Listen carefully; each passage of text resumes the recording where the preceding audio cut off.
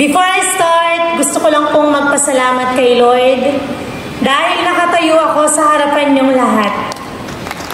And I just came here from the hospital and alam niyo naman po siguro and aware ko po kayo sa kalagayan ko po ngayon. At kanina, sumilip po ako dito sa rehearsal.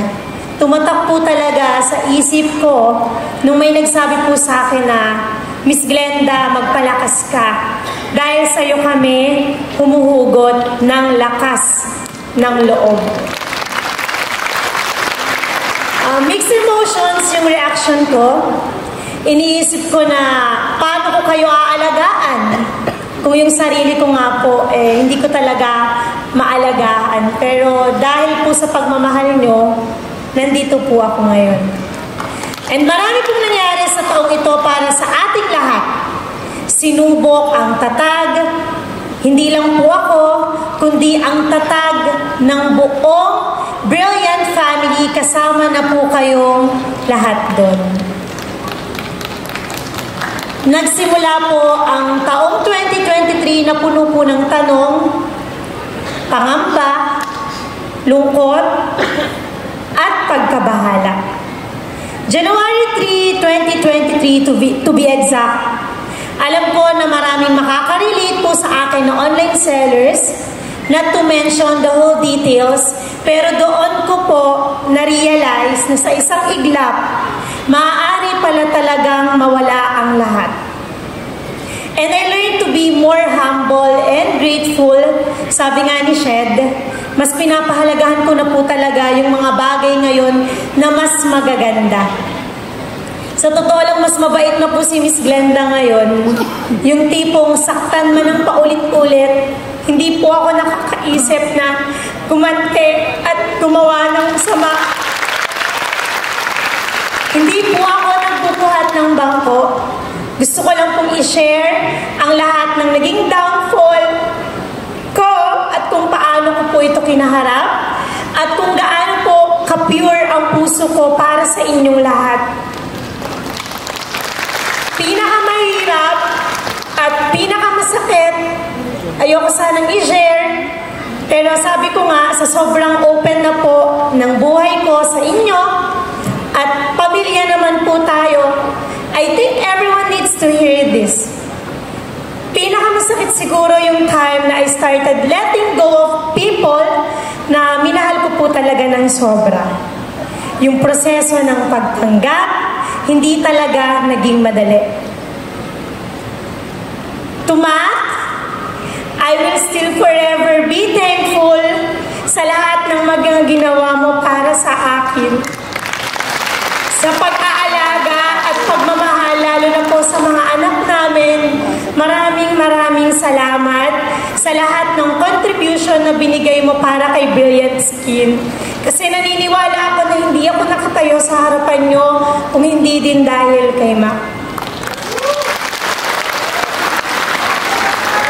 At teka lang, nagsisimula pa lang pala ako, so game. Nagsimula po ang taong 2023 sa pinakamakinang sa The Brilliant Concert 2023, pinadagundong at pinataya. Talagang pinatunayan natin na iba talaga ang Brilliant Skin. Bukod pa dyan, nilaunch natin ang TikTok Shop Live sa Malaysia na napakabongga. At ang inyong Miss Glenda ay naging first Filipina Ambassadress of TikTok Shop Philippines. O diba? Saan po?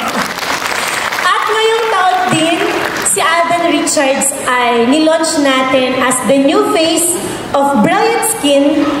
Dream come true po yun sa akin. Kasi bilang fan ng Aldab at saka syempre ni Alden, yung dating pinapanood ko lang po sa TV, hindi ko in-expect na magiging part po siya ng Brilliant Skin. At ang Brilliant Skin, nag-expand na kami globally sa Dubai, Malaysia, at soon magkakaroon na din tayo ng office po natin sa Singapore. Napakadaming ganap, di ba? At hindi ko din alam kung paano, saan, bakit nangyari ang lahat ng yan. Pero ang alam ko lang, nagawa namin itong lahat ng dahil po sa inyo. Patuloy kaming nagsisikap para po sa inyong lahat. Alam namin ang mga sakripisyo po ninyo, kaya kailangan po namin yung tapatan. Tapatan ng sipag, tiyaga, at buong pagmamahal. At dahil nakatungtong ako sa entabladong ito, this only proves na kahit po anong iba to sa akin ng mga tao, solid pa din po kayo. Iba po kayong magmahal at sumuporta. Kaya asahan nyo, hindi ko sisirain ang lahat po ng tiwala na ibinigay niyo po sa akin. Grabe, no?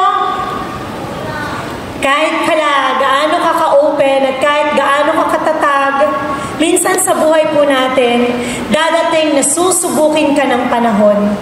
Lalo na ng fake news ang kalaban natin.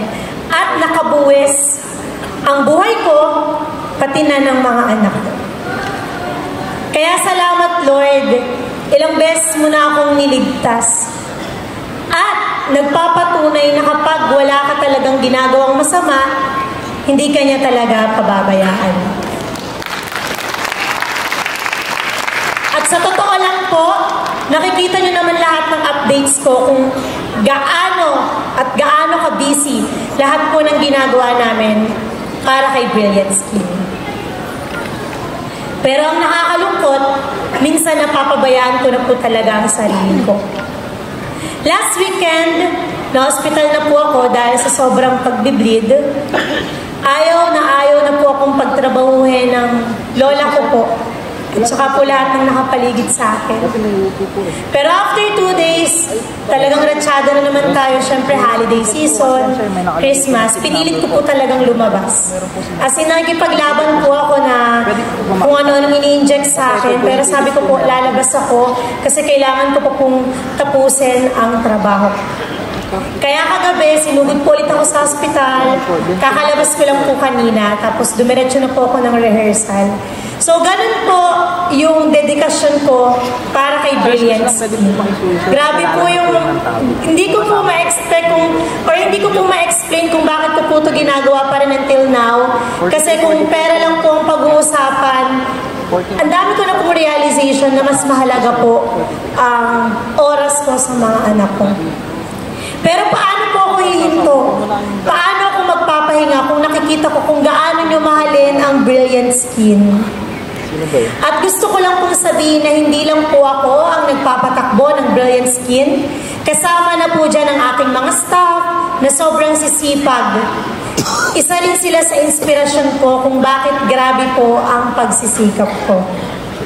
Tumainang sa pamilya ko, salamat sa palaging pag-aalala nyo para sa akin.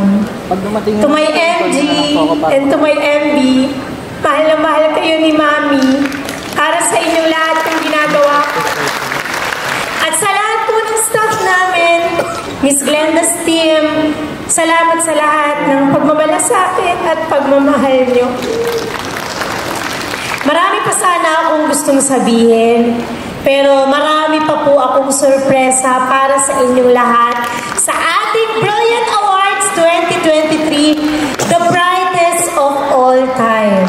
At bago ko po tapusin ang sasabihin ko, gusto ko lang pong humingi ng pasensya. As much as gusto ko pong magkaroon tayo lahat ng selfie, hindi ko po kayo lahat mapagbigyan kasi ang dami po natin. Kailangan na po natin mag-start ng event. Pero pag nakasalubong niyo po ako, pwede po tayong mag-picture. So mamaya po, meron po akong isang napaka-importanteng sasabihin at abangan niyo po yun. Maraming salamat, Brilliant. Mahal na mahal ko po kayo. Mula po yan sa puso ko. Talagang sobrang thankful po ako sa inyong lahat. Salamat po.